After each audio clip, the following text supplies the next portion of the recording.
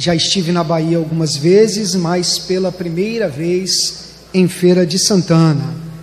Romanos, capítulo de número 1, versículo de número 16, e logo após nós vamos ler um texto lá em Atos capítulo 17. Você sabia, por exemplo, que a palavra Bíblia não está na Bíblia? Aí talvez você vai dizer assim, mas pastor, espera aí que eu vou pegar a minha capa para te mostrar. Só que a gente sabe que a capa é um construto moderno, atualizado. A palavra Bíblia não está na Bíblia. Então como que a Bíblia chamava a si mesma? Livro de Deus, palavra de Deus, lei do Senhor. Então quem chamou a palavra de Deus de Bíblia? E se eu te falar que nós chamamos a palavra de Deus de Bíblia por causa de uma cidade da Fenícia, chamada Biblos. Cada livro da Bíblia, ele era independente. Os escritores, quando foram inspirados por Deus, eles escreveram sem ter a mínima pretensão que um dia esses livros se tornariam uma coleção. Mas houve um momento da história em que esses livros foram reunidos. Você sabe quem reuniu os livros do Antigo Testamento? Quando os livros foram reunidos? Quando os livros do Novo Testamento foram reunidos? Por que nós acreditamos que esses livros representam, são a palavra de Deus e outros livros não?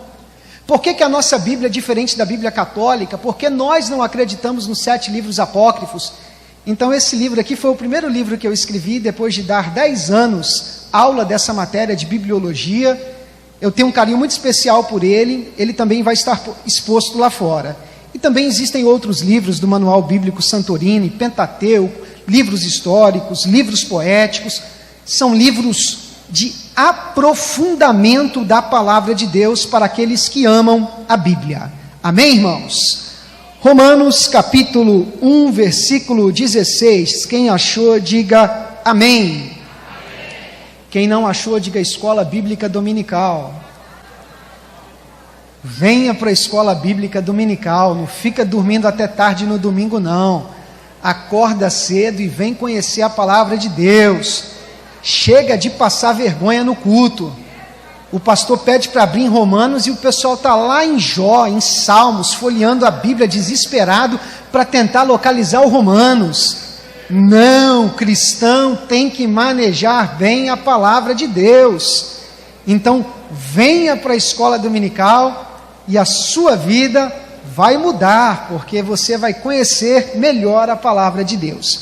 Romanos capítulo 1, versículo 16, a palavra do Senhor nos diz assim: porque não me envergonho do evangelho de Cristo, pois é poder de Deus para a salvação de todo aquele que crê. Diga comigo, eu não me envergonho do evangelho de Cristo, porque é poder de Deus para a salvação de todo aquele que crê. Agora vamos abrir as nossas Bíblias no livro de Atos capítulo 17. Livro de Atos capítulo 17. Nós estaremos lendo alguns versículos da palavra de Deus. Atos capítulo 17, nós estaremos lendo a partir do versículo de número 22. Presta atenção nesse texto. Eu queria que você aplicasse o seu coração e a sua atenção nesse texto, porque ele vai ser muito importante para alguns apontamentos que a gente vai passar aqui nessa noite.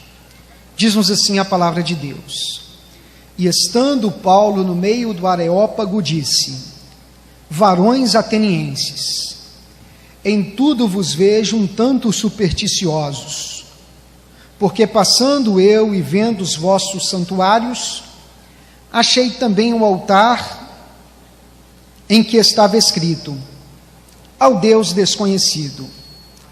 Este, pois, que vós honrais não o conhecendo, é o que eu vos anuncio.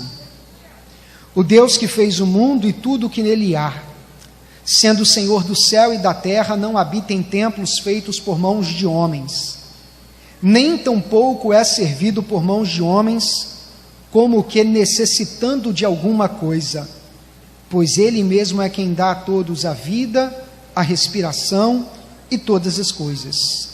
E de um fez toda a geração dos homens para habitar sobre a face da terra, determinando os tempos já dantes ordenados e os limites da sua habitação, para que buscassem ao Senhor, se porventura tateando o pudessem achar, ainda que não está longe de cada um de nós, porque nele vivemos e nos movemos e existimos, como também alguns dos vossos poetas disseram, pois somos também sua geração. Sendo nós, pois, a geração de Deus, não havemos de cuidar que a divindade seja semelhante ao ouro ou à prata, ou à pedra esculpida por artifício e imaginação dos homens. Mas Deus, não tendo em conta os tempos da ignorância, anuncia a todos os homens em todo lugar que se arrependam. Até aqui, meus irmãos. Pode deixar o seu texto aberto em Atos 17, que nós estaremos refletindo sobre algumas questões. Foi-me dado um tema para que eu pudesse palestrar aqui nesta noite, com uma seguinte pergunta: o Evangelho precisa ser adaptado? Mundo 4.0, né? O Evangelho precisa ser adaptado?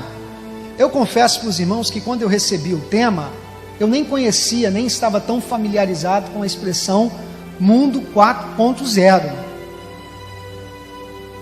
Mas depois, pesquisando, a gente entendeu, eu percebi que diz respeito a um termo recentemente criado pelos alemães a partir de 2011, que se refere à quarta revolução industrial. O mundo está passando por um processo de grande transformação.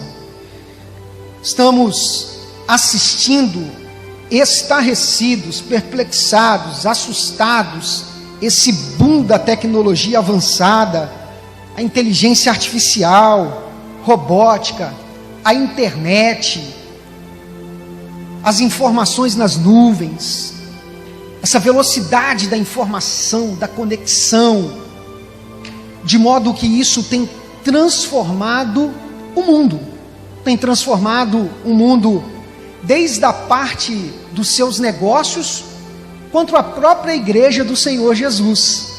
Quem diria que nós estaríamos numa escola bíblica de jovens? Pastor, o senhor imaginava isso? Há uns 10 anos? Que os irmãos tinham que apontar para o QR Code, que iam ver as suas fotos que foram tiradas durante o culto? Olha a tecnologia, vai lá, posta foto, coloca a hashtag lá do Instagram, da juventude, marca a página social, conexão, as lives. Nós assistimos a própria igreja passando por uma grande transformação diante dos desafios impostos pela pandemia do novo coronavírus. Os irmãos fazendo live, culto drive-in, vocês fizeram aqui que eu fiquei sabendo, eu já preguei em alguns, tudo tão diferente. Nós estamos passando por esse processo de transformação, e diante desse processo de transformação, surge a pergunta: será que nesse processo de transformação, não é necessário a gente adaptar o Evangelho, para que a gente possa alcançar outras pessoas? Eu confesso para os irmãos que quando me passaram esse tema, eu não conversei com os líderes, para saber o que eles gostariam que eu abordasse, mas eu orei ao Senhor, e pedi a Deus que me direcionasse uma palavra. Será que o Evangelho de hoje precisa de fato ser adaptado, para que a gente possa alcançar um número maior de pessoas? Antes de tentar responder esta pergunta, primeiro nós precisamos entender o que de fato significa a palavra Evangelho. Não uma explicação superficial, mas uma explicação mais profunda. Evangelho, eu poderia dizer que é uma das palavras mais belas da Bíblia, uma das palavras mais profundas, que mais transbordam a maravilha do ser de Deus no ato de se relacionar com os seres humanos.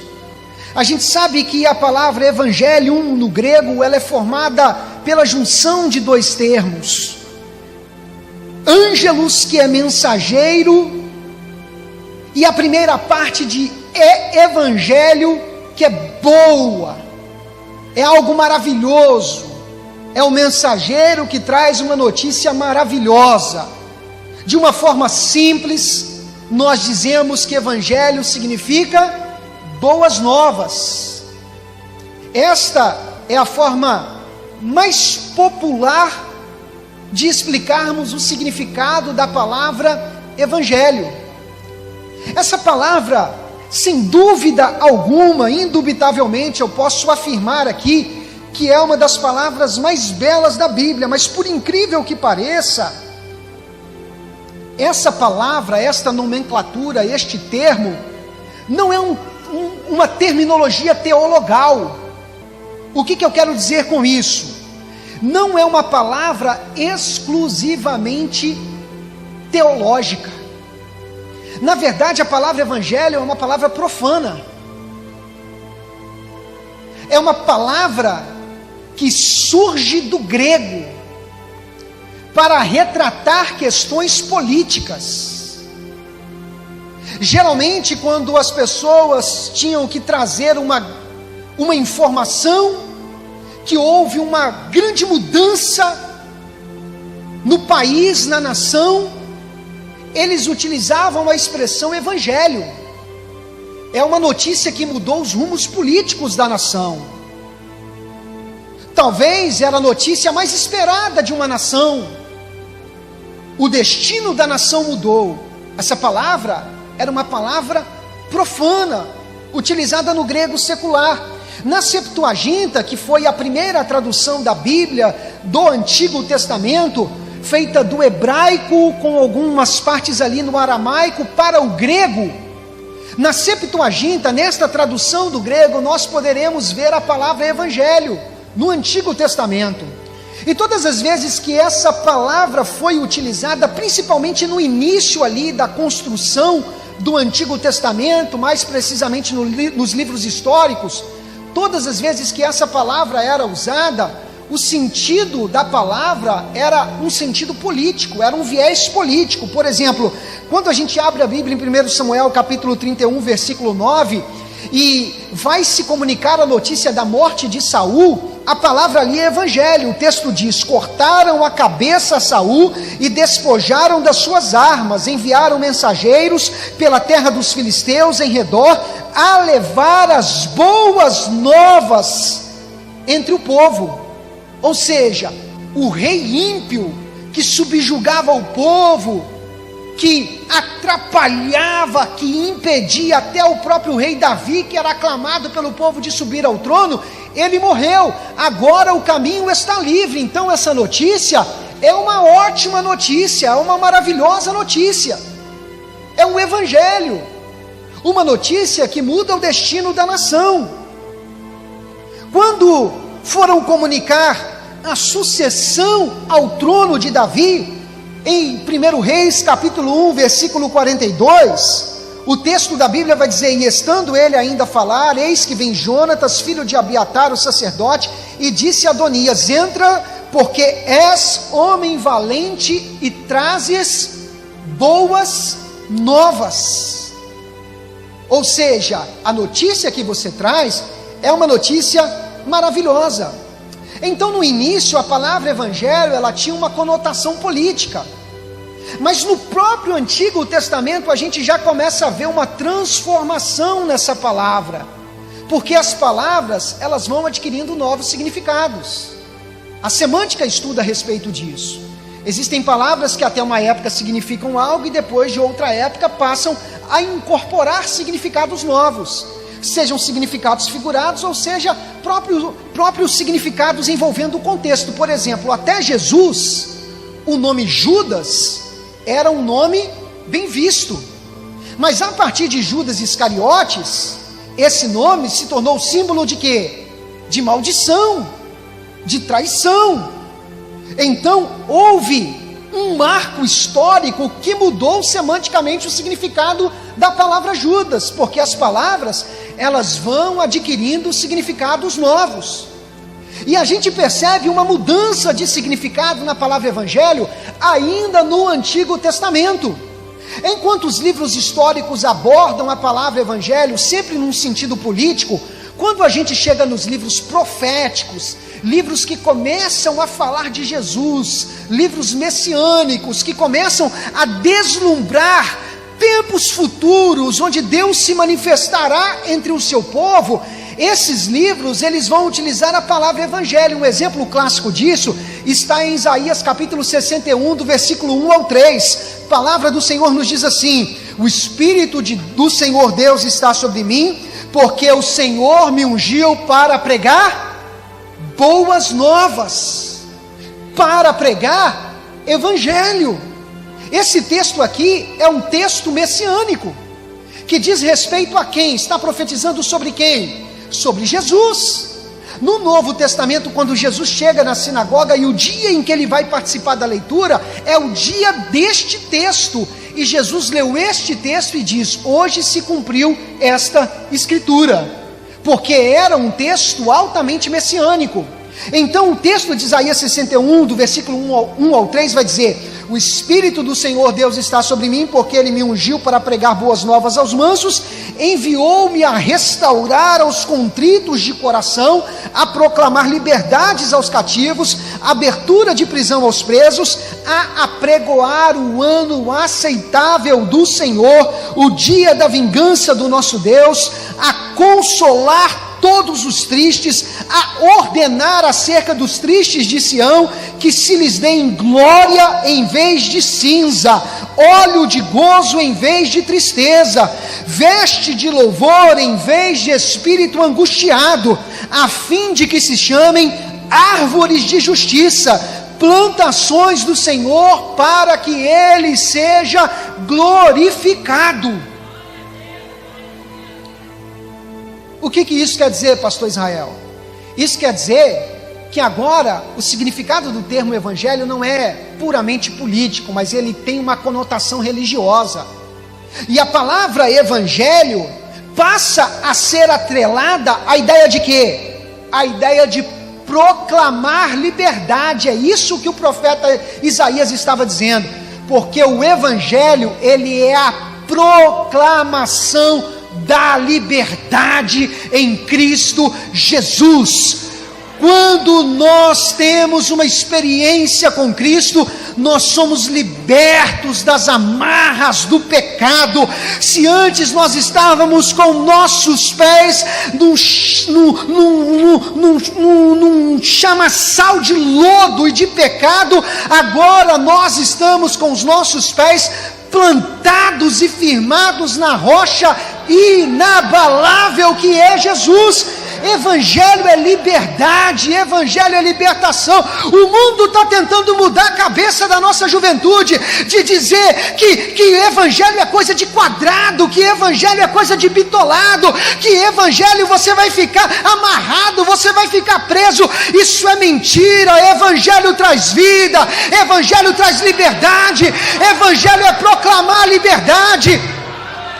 Satanás é o maior estelionatário desse mundo, porque ele promete vida e paga com a morte. A juventude de hoje, que supostamente é a juventude mais livre, é a juventude que beija quantas bocas querem numa noite, é a juventude que se deita com quantas pessoas querem numa semana, em um mês, que fazem o que querem, que experimentam a droga que querem. É a juventude mais livre, mas é a juventude mais doente, é a juventude que mais padece, que mais sofre com a depressão, depressão, com um transtorno bipolar, com uma crise de ansiedade. Sabe por quê? Porque Satanás é um estelionatário. Ele promete vida, mas paga com a morte. Ele promete liberdade, mas paga com a prisão. Ele promete alegria, mas ele paga com a depressão, com o transtorno bipolar. E eu não estou querendo dizer que isso é coisa exclusivamente de quem não tem Deus, porque nós estamos no mundo.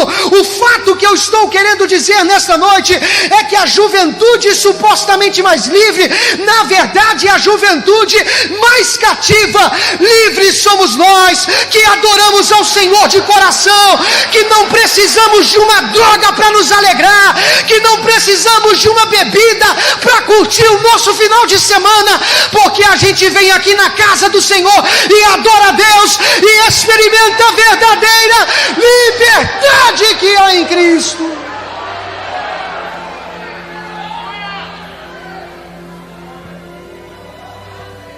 Oh, aleluia!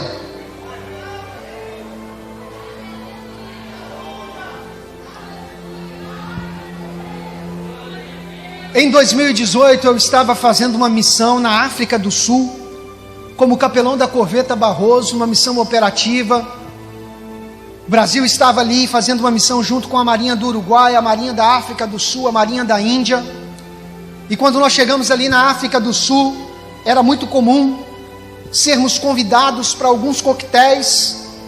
Íamos no navio indiano, íamos no navio do Uruguai, até mesmo a África do Sul nos recebia ali, recebendo os militares do Brasil, uma visita diplomática. E os coquetéis eram regados com muita bebida, e como oficial eu tinha que ir junto com outros oficiais. E quando eu chegava ali, eu não bebia e todos os outros bebendo, e um comandante chegava perto de mim, queria me trazer a bebida, e eu disse que eu não beberia.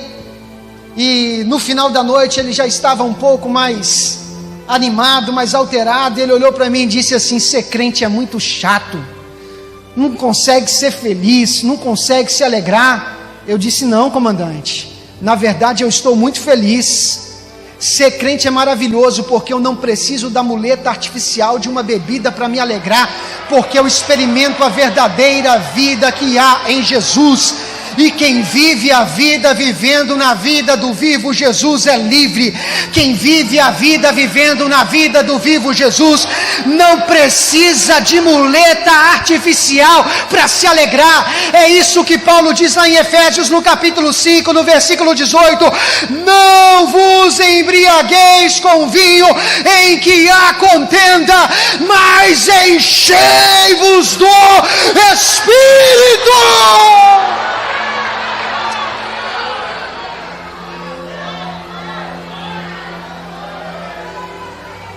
Xarabachuriandalamas. A nossa juventude é uma juventude livre, cheia do Espírito, que vive a liberdade em Cristo, porque Evangelho é isso. Evangelho é proclamar a liberdade. Evangelho é dar abertura de prisão. Quando a gente prega o Evangelho transforma vidas. O Evangelho revoluciona corações. Pessoas que antes estavam escravizadas na droga, na prostituição, na pornografia, no orgulho, são libertas pelo poder da palavra que há em Jesus Cristo. Há abertura de prisões quando a gente prega o Evangelho. O Evangelho causa essa mudança. O Evangelho é consolar todos os tristes, porque o Evangelho é uma mensagem maravilhosa. É a boa notícia de Deus, de que nós não estamos sozinhos neste mundo, de que nós não estamos desamparados, de que nós não estamos totalmente destinados à destruição, mas existe um Deus que interveio na nossa história, e Deus amou o mundo de tal maneira que, envolvido por este amor, conduzido por este amor, orquestrado por este amor não ficou no campo da teoria, mas transbordou na prática. Ele enviou o seu Filho unigênito para todo aquele que nele crê não pereça, mas tenha a vida eterna.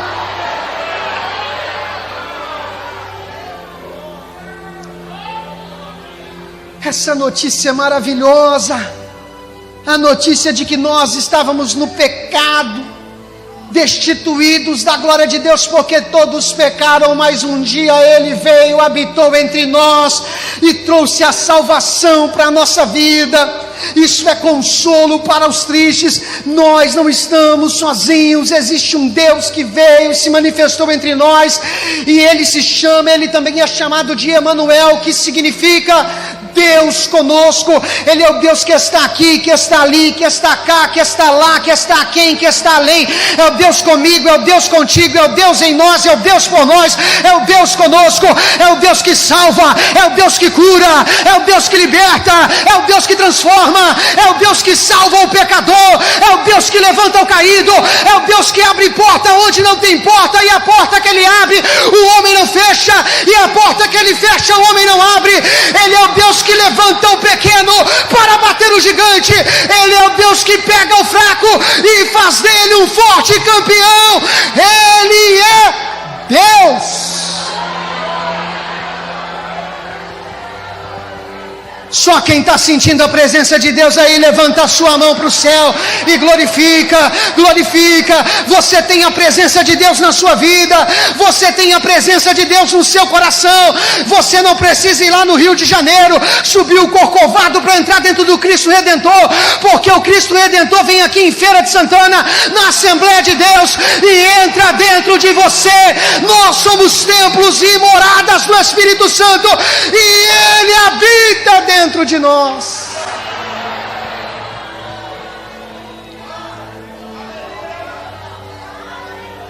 Xarabachuri andalalas.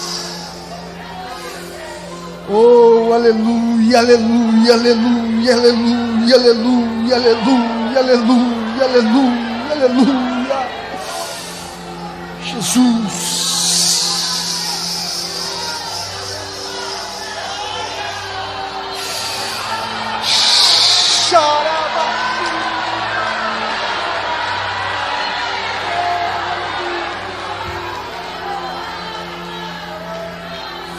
O profeta Isaías continua dizendo: evangelho é glória em vez de cinza, é glória em vez de cinza. Olha para a pessoa que está do seu lado aí, olha para a pessoa que está do seu lado. Pode deixar que eu não vou pedir para você falar nada para essa pessoa, não. Eu só quero que você olha e contempla, porque nessa pessoa tem glória em vez de cinza, tem glória em vez de cinza, tem glória em vez de cinza, tem glória em vez de cinza.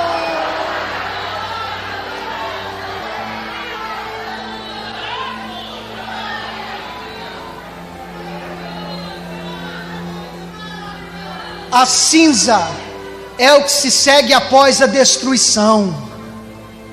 A glória é o que se segue após a potencialização da presença de Deus. A gente começa a irradiar essa glória. Não foi assim com Moisés?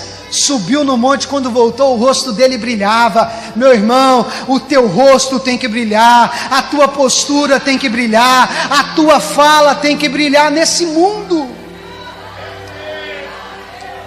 Glória em vez de cinza. Isso é maravilhoso, irmãos. Aleluia. Isaías vai dizer: óleo de gozo em vez de tristeza. Existe algo que a gente tem no nosso coração que o mundo não consegue entender, que é a alegria da salvação. O crente passa pela luta, passa pela prova, passa pela dificuldade. Irmãos, talvez a palavra que a gente mais usa, a palavra mais rica em sinônimos na igreja, no nosso linguajar evangeliquez, são sinônimos para luta. É a palavra que a gente mais tem sinônimo. Quando você encontra com alguém e fala assim: irmão, gigante se levantou, ora por mim. Você sabe que é luta. Se ele passar por você e falar: estou na prova, é luta. Estou no deserto, é luta. Estou no vale, é luta. Fui para a caverna, é luta. Estou no poço, é luta. O gigante se levantou, é luta. Vem uma tempestade, é luta. Estou no funil, é luta. Peneira, é luta. Irmão, é luta atrás de luta. Eu costumo dizer que a igreja nasceu na prova, vai subir na prova, e Deus só aprova o crente que passa pela. Então, se você vai passando pela prova, faça como um cantor daqui de Feira de Santana, que compôs um hino que dizia: vou passando pela prova, dando... Aleluia. Será que você pode dar um glória a Deus bem alto aí? Glória a Deus pela luta, glória a Deus pela prova, porque nada vai me separar do amor de Deus que está em Cristo Jesus. Glória a Deus, porque a luta vem para me fortalecer. Martinho Lutero chegou a dizer que jamais viu um santo sem cicatrizes. A gente passa pela luta, às vezes até machuca, fica a cicatriz, mas a cicatriz é sinal de que a luta não te derrotou, mas você venceu, você sobreviveu. Ficou a marca, mas a marca é sinal que Deus te deu vitória nessa luta, Deus te deu vitória nessa prova, irmãos. E a gente passa pela luta, mas a gente não perde a alegria da salvação. Essa alegria da salvação é algo que ninguém vai tirar da nossa vida e do nosso coração.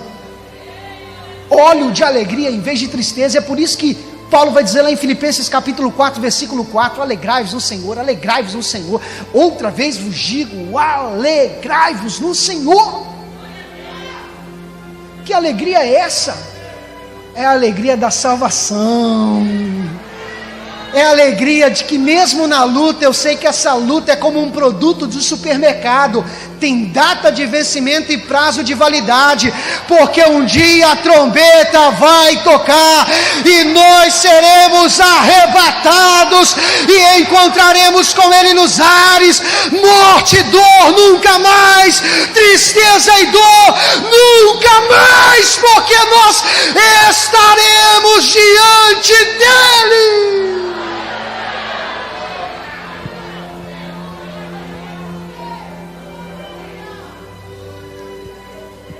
Então é possível ver que essa palavra evangelho, ela sofre uma transformação, principalmente nos livros proféticos da Bíblia.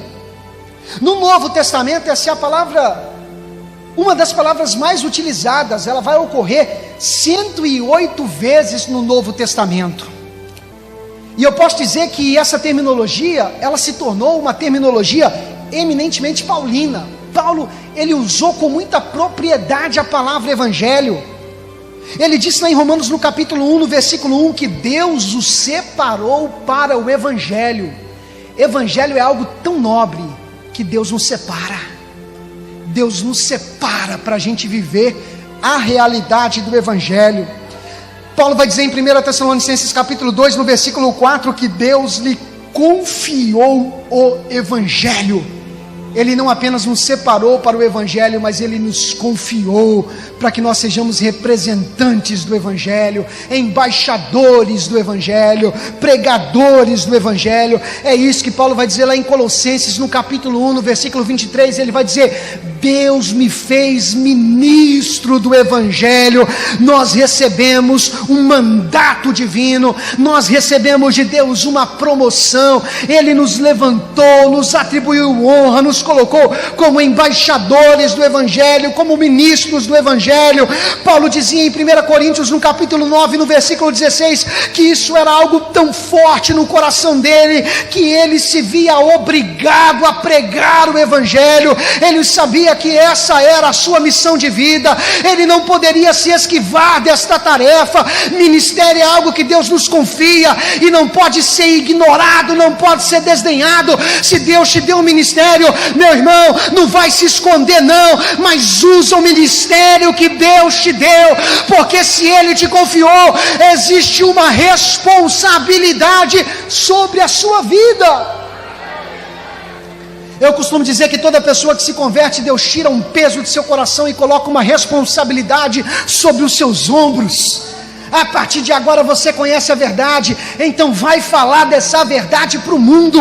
Mas pastor Israel, eu não me sinto preparado, irmãos. Evangelho é um mendigo falando para outro mendigo aonde ele encontrou pão. Eu não sou melhor do que ninguém, eu apenas fui salvo pela graça, e a mesma salvação que eu recebi, eu preciso compartilhar para os outros. A igreja não é um museu para santos, a igreja é um hospital para pecadores. Nós estamos aqui porque um dia nós fomos alcançados pelo evangelho.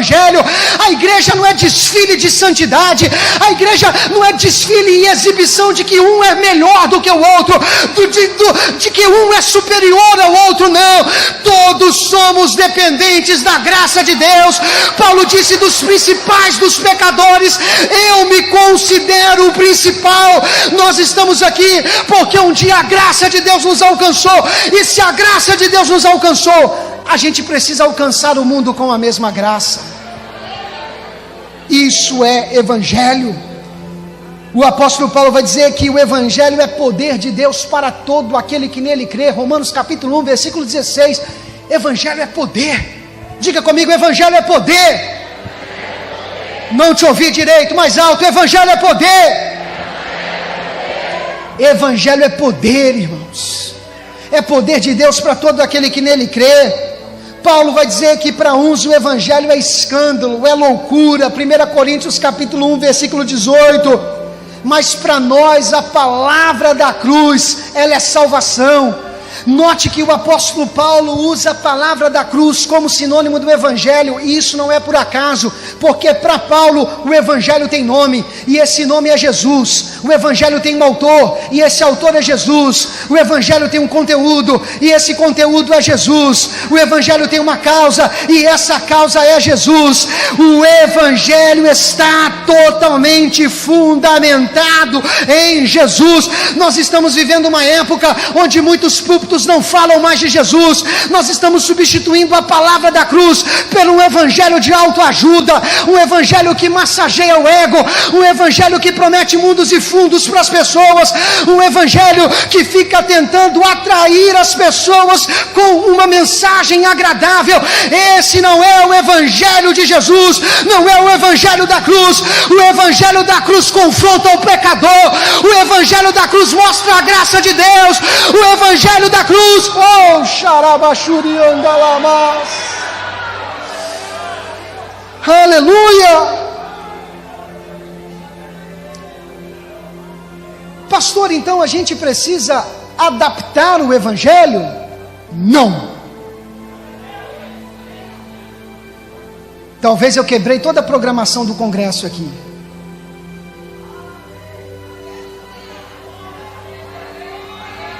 Não estou nem olhando para o presbítero Emerson.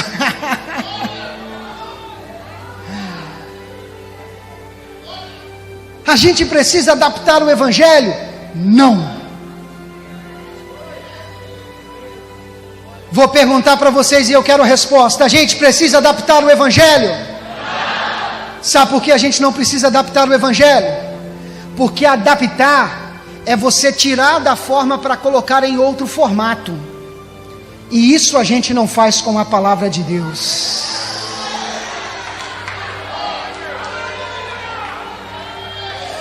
Xarabachuri andalamas.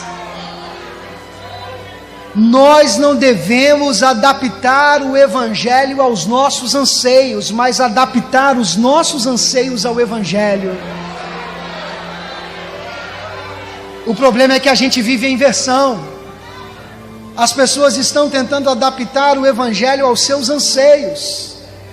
É daí que surge a pregação antropocêntrica, a pregação triunfalista, que Deus vai fazer, e é isso e aquilo que Deus vai te dar. Uma pregação onde nós vemos a humanização de Deus e a divinização do homem. O homem é o Senhor e Deus é apenas um servo que cumpre as suas vontades. O evangelho que tem sido pregado aí, onde as pessoas colocam Deus na parede, que ameaçam dizendo que vai rasgar a Bíblia se Deus não fazer. Esse não é o evangelho que nós pregamos, não é o evangelho que Paulo pregou, não é o evangelho que Jesus anunciou. O evangelho não está centrado no homem, o evangelho está centrado em Cristo. E essa mensagem não pode ser alterada, essa mensagem não pode ser aformoseada, essa mensagem não pode ser mitigada, essa verdade não pode ser pervertida, essa verdade não pode ser adulterada, essa verdade não pode ser acrescentada, porque qualquer acréscimo à mensagem da cruz constitui uma deturpação da mensagem da cruz. Evangelho a gente prega, evangelho a gente não adapta. ou você crê ou você rejeita, mas alterar não.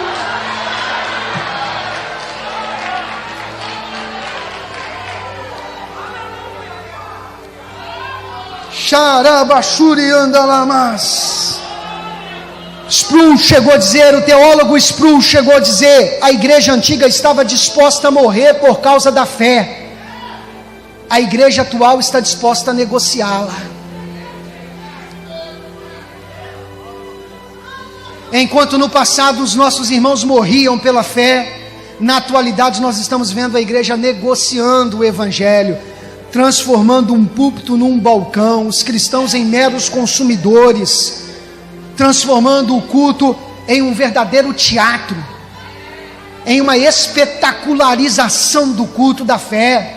As pessoas vão para o culto não com a mentalidade de adorar a Deus, vão para ver se vão ser impactadas com uma pregação profunda, teológica, vão para avaliar o pregador no espaço do templo, sentado em suas cadeiras como juízes, vão para avaliar se o irmão fulano de tal canta bem, se a irmã está vestida muito bem, e a gente vai espetacularizando o culto, tornando o culto cada vez mais agradável, colocando cada vez mais tecnologias. Eu não sou contra as tecnologias, eu acho que essas ferramentas a gente precisa usar sim, porque são ferramentas que Deus nos deu, o som, a luz, a multimídia, tudo isso a gente tem que usar, mas a gente tem que ter cuidado, tem que ter equilíbrio, porque senão a gente começa a supervalorizar as aparências, e a gente vai esquecer do principal, e o principal não é o painel, o principal não são as flores,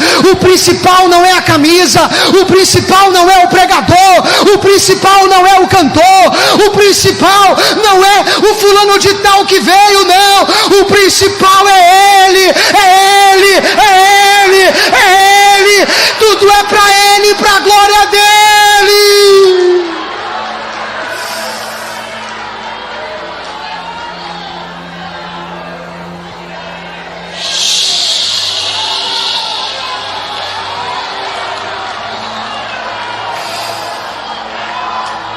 Xarabachuriandalamas.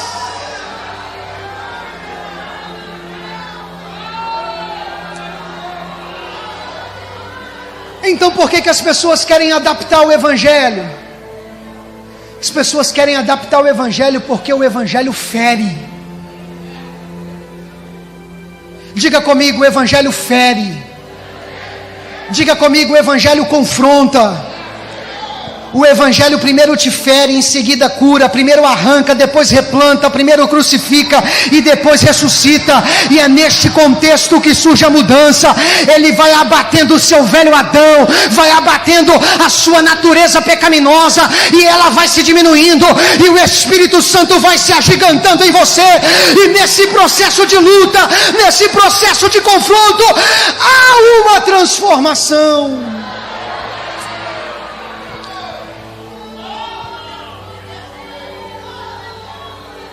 O evangelho provoca essa mudança radical. Ele não tira você do mundo, mas tira o mundo de você, porque você se torna um apaixonado por Jesus, e os desejos da carne e do pecado que antes te atraíam, não te atraem mais, porque você está seduzido pela mensagem da cruz. Há um pensamento que diz que o evangelho não é como um remédio analgésico que somente alivia a dor, mas é como um antibiótico que destrói a infecção e promove cura. É isso que acontece no culto. No culto, a infecção do pecado, ela vai sendo destruída, porque nós somos advertidos a viver em santidade, somos advertidos a crucificar o nosso eu na cruz de Cristo, a viver uma vida humilde, em conformidade com a palavra de Deus, e isso vai gerando uma mudança dentro de nós. O evangelho é renúncia, irmãos. O evangelho é um chamado à autonegação, não um chamado à autorrealização. O problema de hoje é que as pessoas estão vindo para a igreja para terem os seus sonhos realizados. Evangelho não é um chamado à autorrealização, mas à autonegação. que Jesus nos ensinou? Quem quer vir após mim, tome a sua é renúncia, é negação do eu.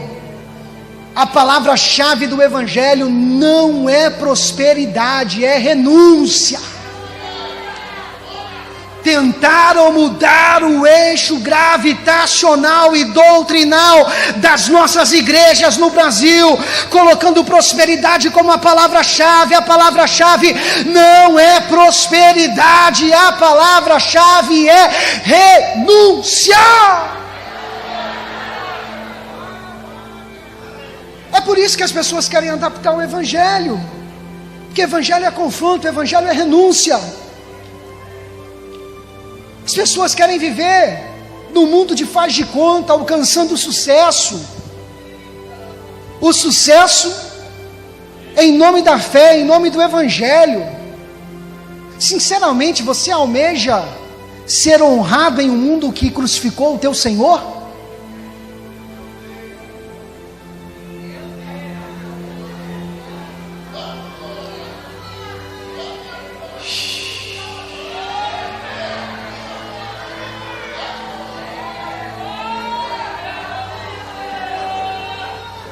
É por isso que Jesus diz: bem-aventurados sois vós quando forem perseguidos por minha causa. Alegrai-vos e exultai-vos, porque grande é o vosso galardão no reino dos céus. As pessoas querem adaptar o Evangelho porque o Evangelho é loucura. Paulo falou sobre isso. O Evangelho, ele não é atraente para o mundo, irmãos. E se está sendo atraente demais é porque a gente está adulterando a mensagem. O Evangelho não é atraente. O Evangelho diz: felizes são os que choram. Ele não diz: felizes são os que vivem nos prazeres da vida. Isso é loucura para o mundo. Como que felizes são os que choram? O Evangelho vai contra a lógica humana, é um chamado à vida de fé. Vai contra a lógica humana. Para pensar comigo. O Evangelho te ensina que para você ganhar, primeiro você tem que... Para você subir, primeiro você tem que... Para você ser cheio, primeiro você tem que se... Para você morrer, primeiro você... Para você viver, primeiro você tem que... O Evangelho te ensina que é melhor você servir do que ser? É melhor você dar do que? É melhor você partilhar do que você acumular? É tudo invertido.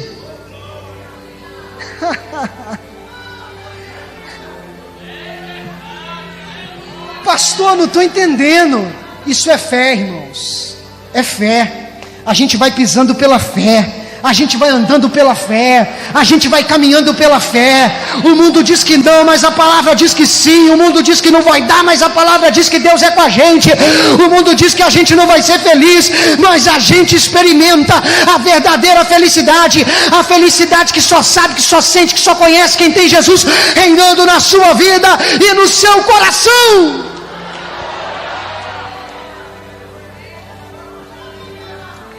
Então eu digo com toda certeza: o Evangelho não pode ser adaptado,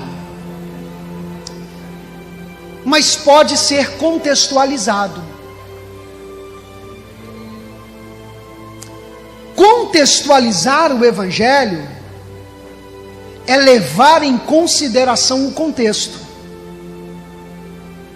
Quando nós usamos as tecnologias na nossa igreja, nós estamos contextualizando o Evangelho. Estamos entendendo que esse faz parte do nosso contexto.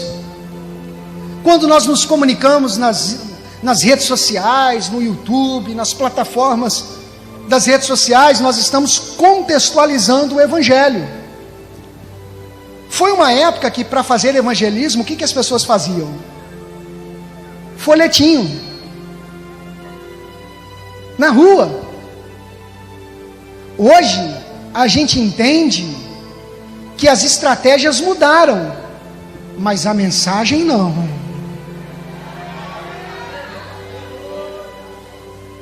Eu posso usar a rede social, mas eu tenho que usar a rede social firmado em Jesus e na palavra. E é isso que a gente vê em Atos 17.